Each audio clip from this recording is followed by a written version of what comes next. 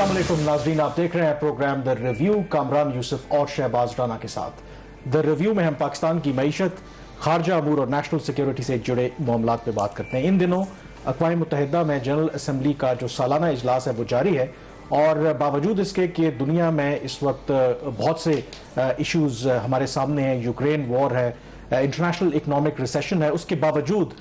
जो पाकिस्तान में सैलाब की वजह से तबाहकारियाँ हुई हैं वो एक मेन टॉपिक भी है। वहाँ पे हमने देखा कि अमरीकी सदर जो बाइडन ने भी अपनी तकरीर में पाकिस्तान में सैलाब से होने वाली तबाहकारियों का जिक्र किया और बैनुल अक़वामी बिरादरी से पाकिस्तान के लिए मदद की अपील की। इसी तरह अक़वाम मुत्तहिदा के सेक्रेटरी जनरल उन्होंने भी पाकिस्तान के लिए मदद के लिए अपील की और जाहिर है कि यही इस वक्त पाकिस्तान का फोकस है, क्योंकि ये सैलाब जो इसकी वजह से तबाहकारियाँ हुई हैं एक ऐसे मौके पर आए हैं कि जब पाकिस्तान की मईशत पहले ही बहुत मुश्किलात से दो चार है। इतनी मुश्किलात से दो चार है कि अगर आप दो इंडिकेटर्स देखें, एक जो स्टॉक मार्केट और जो सबसे इंपॉर्टेंट जो इंडिकेटर है वो है जो एक्सचेंज रेट है, यानी कि डॉलर के मुकाबले में जो रुपए की कदर है वो मुसलसल कम हो रही है। बावजूद इसके कि IMF के साथ हमारा प्रोग्राम भी बहाल हुआ, एक दोस्त मुल्क ने जो 3 अरब डॉलर हमें कर्जा दे रखा था उसको रोल ओवर भी किया, उसके बावजूद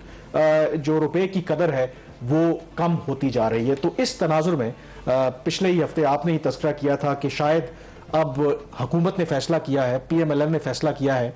कि मौजूदा जो वज़ीर ख़जाना है कि शायद इनके बस की बात नहीं है कि ये मामलात को संभाल सकें। तो वो मशहूर ज़माना इसहाक डार जिनके बारे में कहा जाता है कि वो डॉलर को सही पकड़ के रखते हैं, तो अब मोर लेस लग ये रहा है कि उनकी मेरे ख्याल में वापसी होने को ही है। आज जो एक बड़ी डेवलपमेंट हुई कि एहतसाब अदालत में उनके वकील ने जो उनके दायमी अरेस्ट वारंट्स जारी किए गए थे उनको फिलहाल आर्जी तौर पर मुअत्तल कर दिया है। तो इसका मतलब ये है, बल्कि और इतलात भी आ रही है कि इसहाक डार साहब ने इवन के जो टिकट भी बुक करवा लिया है, तो जल्द ही वो ना सिर्फ पाकिस्तान में होंगे बल्कि ये कहा जा रहा है कि वो पाकिस्तान के वजीर खजाना भी होंगे। तो आपके पास क्या इत्तला है, क्या वाकई एक बड़ी तब्दीली इस तरह की आने वाली है? देखिए, चंद दिन पहले ख्वाजा आसिफ साहब से मैंने ये सवाल किया था प्रेस कॉन्फ्रेंस में कि मिफ्ता इस्माइल का जो टेन्योर है 6 माह का वो ख़त्म हो रहा है 18 अक्टूबर के आसपास, तो हुकूमत का क्या प्लान है? क्या वो मिफ्ता इस्माइल को सेनेटर बनाएंगे या फिर इनको एडवाइज़र बनाएंगे या तीसरा कोई वज़ीर लेके आएंगे? तो उन्होंने कहा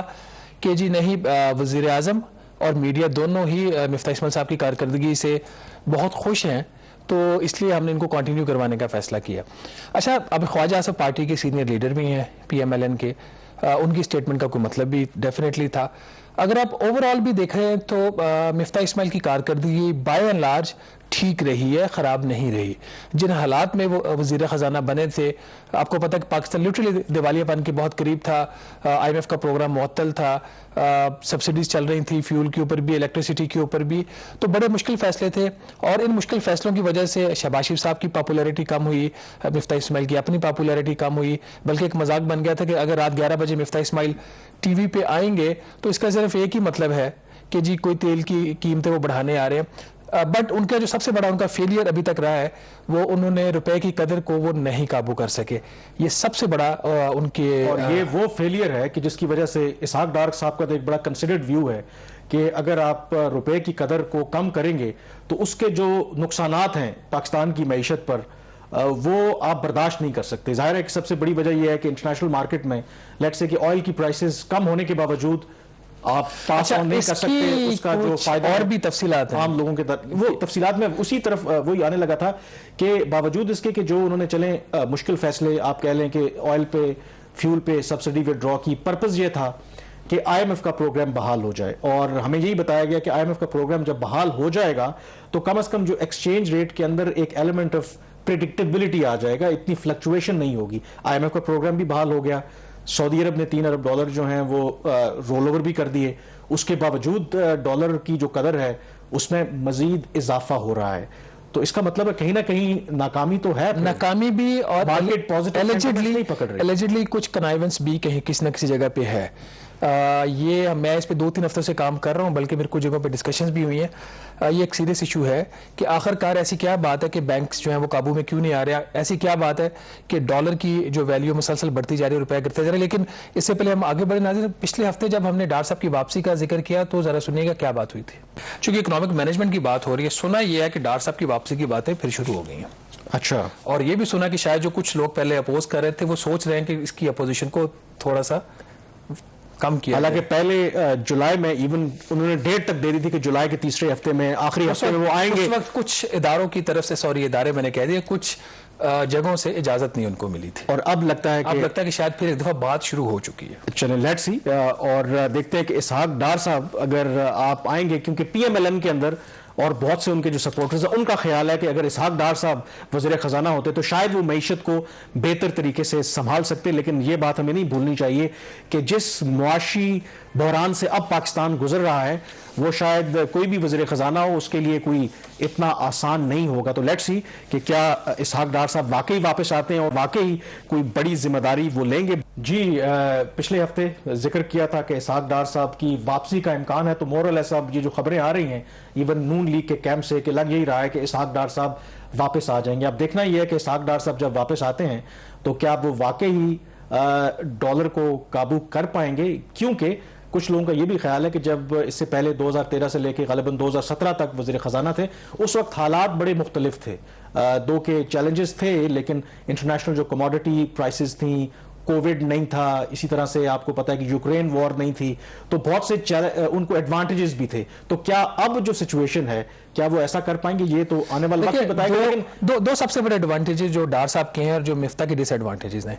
ایک یہ کہ اسحاق ڈار کا پارٹی کے اندر جو ان کی ایک پوزیشن ہے وہ بہت سٹرونگ ہے. اس وقت ہم ان کو پچھلے ٹینیور میں ان کو ہم ڈیفیکٹو پرائم منسٹر کہتے تھے, اور ابھی بھی اگر وہ واپس آتے ہیں اور واپس آ کے وزیر خزانہ بنتے ہیں تو ایک جو پولیٹیکل سپورٹ بیس ہے اس کی وجہ سے ان کی جو ڈیسیژن میکنگ سٹرونگ ہوگی. اور جو لوگ کہہ رہے ہیں کہ وہ وزیر خزانہ نہیں ڈیپٹی پرائم منسٹر ہوں گے. وہ پچھلی طرح ڈیفیکٹو پرائم منسٹر تھے, وہ پرائم منسٹر اس وقت کے جو تھے نواز شریف, ہر چیز آلموسٹ ان کے اوپر چھوڑی ہوئی تھی. تو ان حالات کے اندر آپ کو مشکل فیصلے جب کرنے ہوتے ہیں تو اس قسم کے ایک سٹرونگ وزیر خزانہ ہونے کا بہت ضروری ہے. دوسرا, ڈالر کا جو اس کا بنیادی طور پر اکنامک فنڈامنٹل سے ہی اس کا تعلق ہے, لیکن جہاں پہ کوئی اسپیکولیٹو ایکٹیویٹی ہو رہی ہے وہ شاید اس پہ بہتر کر سکے. لیکن اس ہفتے ناظرین ایک میٹنگ ہوئی سینٹ کی اسٹینڈنگ کمیٹی آن فائنانس کی, وہاں پہ ان 8 بینکوں کو بلایا گیا جن کو اسٹیٹ بینک آف پاکستان نے شو کاز نوٹس دیا ہوا ہے. اور وجہ یہی تھی کہ جب اتنے زیادہ فنڈامنٹلز ٹھیک ہے خراب ہیں, بٹ ایک روپے کی قدر میں جس طریقے سے کمی ہو رہی تھی اور ڈالر اوپر جا رہا تھا, اور جتنا منافع ان 8 بینکوں نے بنایا وہ ماضی میں شاید اس کی مثال نہیں ملتی تھی. خاص طور پر جو اپریل اور جون 2022 کا پیریڈ تھا, ان 3 ماہ کے اندر ان بینکوں کا جو پروفٹ تھا فرام فارن ایکسچینج ارننگ, وہ ان کا پچھلے سال سے بھی جو ان کا منافع تھا اس مد میں اس سے کہیں زیادہ تھا. تو آلدو لگ ایسے رہا تھا کہ اسٹینڈنگ کمیٹی کچھ روم دینا چاہ رہی ہے ان بینکس کو کہ انہوں نے جو رول پلے کیا, اور ایلیجڈلی ابھی ہر چیز ایک الزام ہے اسٹیٹ بینک کی طرف سے ان کے اوپر کہ 2 فیکٹرز, ان کا منافع زیادہ تھا اور انہوں نے جو ویلیو تھی ڈالر کی مارکیٹ میں وہ زیادہ کوٹ کی, جس کی وجہ سے روپے کی بے قدری ہوئی اور ملک کے اندر ایک ایسی کیفیت پیدا ہوئی کہ جو غیر یقینی کیفیت تھی اور لوگوں نے اس کا فائدہ اٹھایا. یہ کون سے 8 بینکس ہیں, میرا خیال ان کا نام لینا اس لیے ضروری ہے تاکہ لوگوں کو پتا ہو کہ اگر روپے کی قدر میں کمی ہو رہی ہے تو ایلیجڈلی ان بینکس کا بھی اس کے اندر رول ہے. سب سے پہلے ٹاپ پہ ہے نیشنل بینک آف پاکستان, حکومت کا بینک ہے, الائٹ بینک لمیٹڈ ہے, بینک الحبیب ہے, اسٹینڈرڈ چارٹرڈ بینک ہے, میزان بینک, حبیب بینک لمیٹڈ, بینک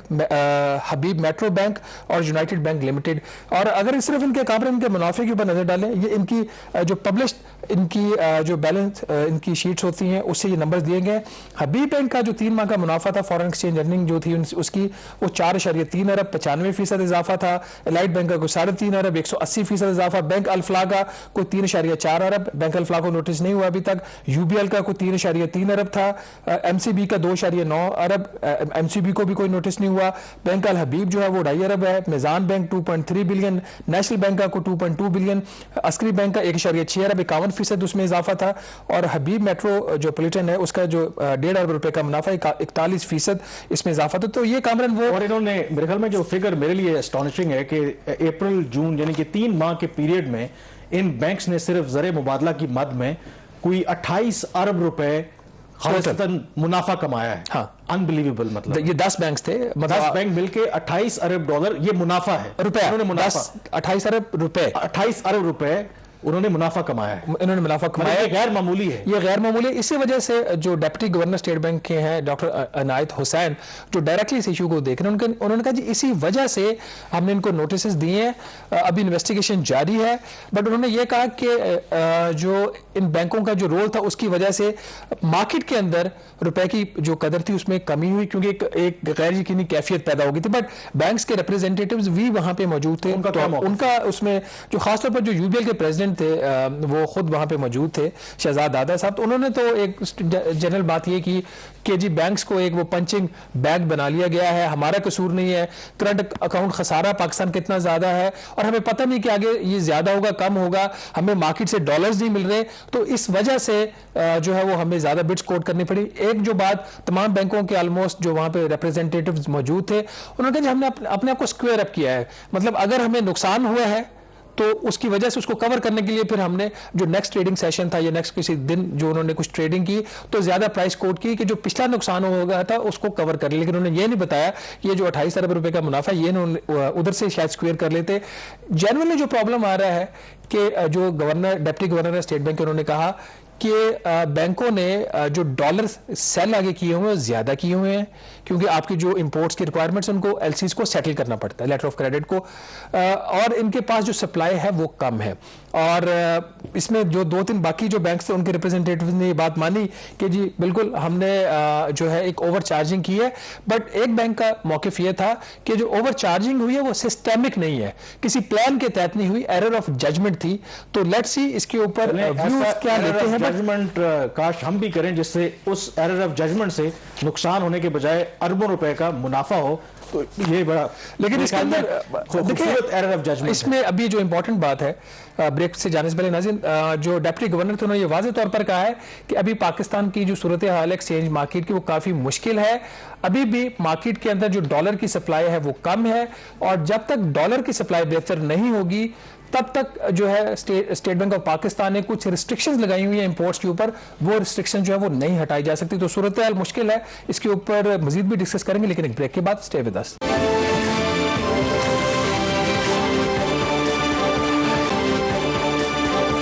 जो इंटरनेशनल फैक्टर्स हैं हमारी मईशत को इतनी अच्छी नहीं थी, अब ज़ाहिर है कि वे आउट की बात करते हैं, ज़ाहिर है पास्ट में ज़ाहिर है जितना डिस्कस करें डिबेट उतनी लंबी हो जाएगी। इशू ये है कि आपके ख्याल में पाकिस्तान की जो इकोनॉमी अब उस स्टेज पे पहुंच गई है कि आपको लगता है कि अब आर्टिकल 235 है जो पाकिस्तान कॉन्स्टिट्यूशन का, उनको इन्वोक करके एक फाइनेंशियल इमरजेंसी डिक्लेयर करने की जरूरत है। आप एलेबोरेट करेंगे कि क्यों आप समझते हैं कि फाइनेंशियल इमरजेंसी हमें डिक्लेयर करनी है और उसके बुनियादी फिर क्या स्टेप्स हैं जो हमें लेने होंगे? देखिए, सबसे बड़ी जो मेरी कहने की वजह यह है कि हमें जो सूरत हाल है उसको आंखों में आंखें डाल के फेस करने की जरूरत है। अभी तक हम अवॉइड करते रहे हैं, हम ये समझते रहे हैं कि कुछ बिलियन डॉलर इधर उधर से लेके हम काम चला लेंगे। मैं इस स्ट्रेटजी से इत्तेफाक नहीं करता। जब मैं ये कहता हूं कि फाइनेंशियल इमरजेंसी नाफिज की जाए तो इससे जो सेंट्रल गवर्नमेंट है, फेडरल गवर्नमेंट है, उसको ये इख्तियार मिल जाता है कि वो फिस्कल साइड पे यानी टैक्स के एतबार से वो इक़दाम कर सके जो वो आम हालात में नहीं कर सकती है। मिसाल के तौर पे जो प्रॉपर्टी टैक्सेस हैं, कैपिटल गेन्स के अलावा बात कर रहा हूं, मैं समझता हूं कि जो बड़े बड़े वो लोग जो 1000-2000 गज के बंगलों में रहते हैं उन पे फ्लड टैक्स नाफिज होना चाहिए, ये फेडरल गवर्नमेंट को करना चाहिए। इसी तरह जो लग्जरी आइटम्स हैं, वो लोग जो पजेरो और बड़ी बड़ी गाड़ियां चलाते हैं उन पे स्पेशल टैक्स लगना चाहिए, इसलिए कि इससे पहले कि आप बैरूनी दुनिया के पास जाएं और अपनी डेट रिलीफ मांगे, आपको ये अपने मुल्क में ये इक़दाम करके दिखाना चाहिए कि पाकिस्तान की अशराफिया भी अपने तौर पे कुर्बानी देने को तैयार है। इसलिए कि पाकिस्तान पे ये बहुत बड़ा हमेशा ऑब्जेक्शन लगता है कि पाकिस्तान की जो एलीट क्लासेस हैं जिसमें एस्टेब्लिशमेंट भी शामिल है, वो अपने तौर पे रिफॉर्म तो इकोनॉमी को नहीं करते हैं लेकिन हमारे पास पैसे मांगने आ जाते हैं। तो हमें इस तासुर को जो है